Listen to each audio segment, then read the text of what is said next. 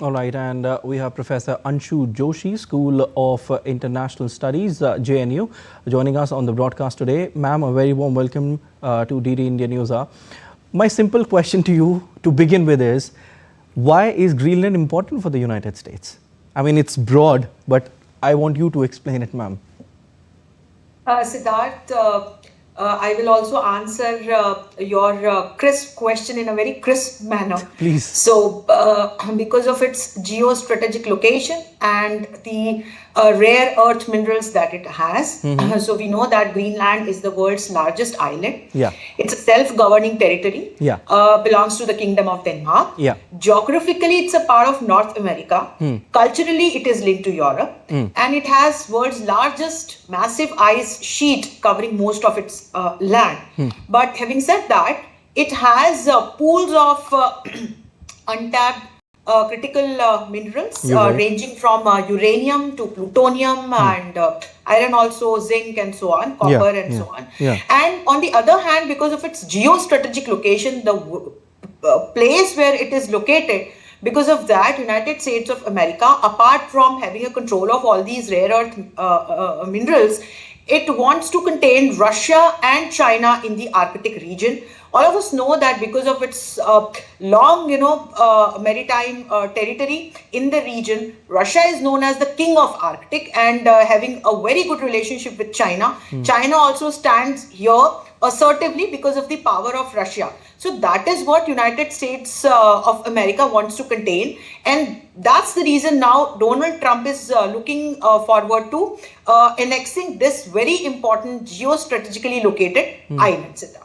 Okay. Ma'am, Trump has also said that Greenland is important and it is vital for US security. I want to ask you how.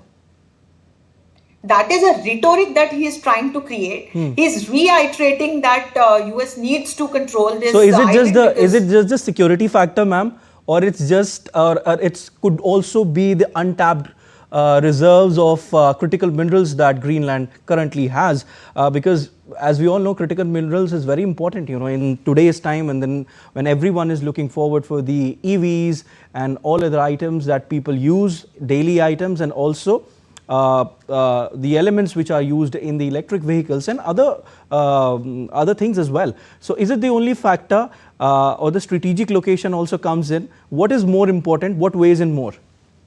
If you let me complete, then I would answer your question. Please, ma'am. I have already said that Greenland is important to United States of America because of these two reasons, that it has a humongous pool of untapped resources, critical minerals, and on the other hand, because of its geostrategic location in the Arctic region.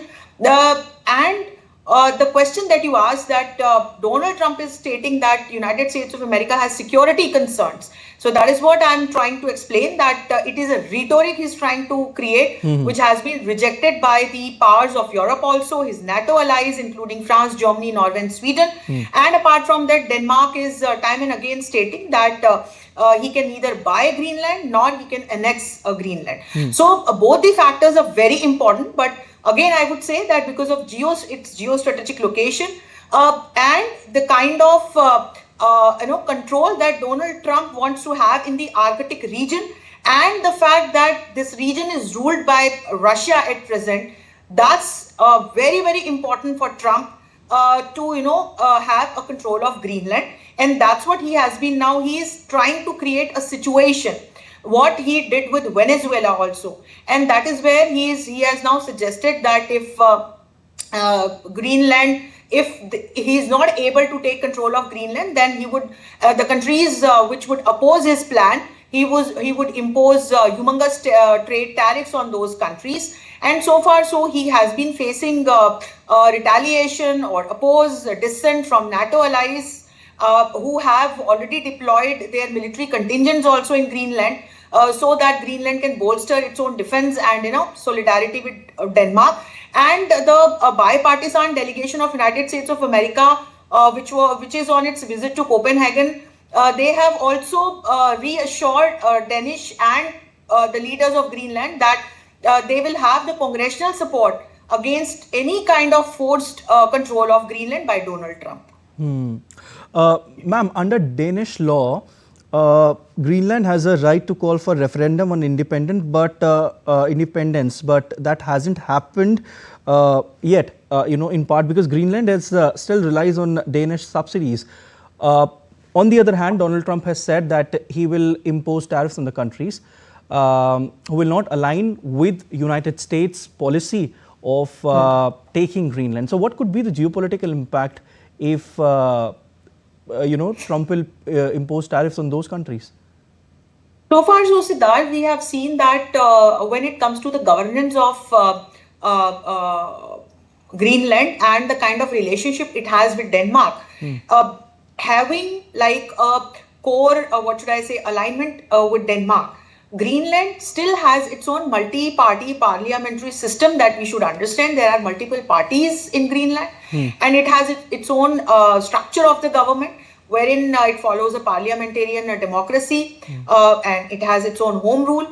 And under the Danish law, there is a clause of referendum. But so far, so everything was peaceful and under control, unless and until Donald Trump jumped into this whole peaceful situation and started asserting the control of United States of America over Greenland.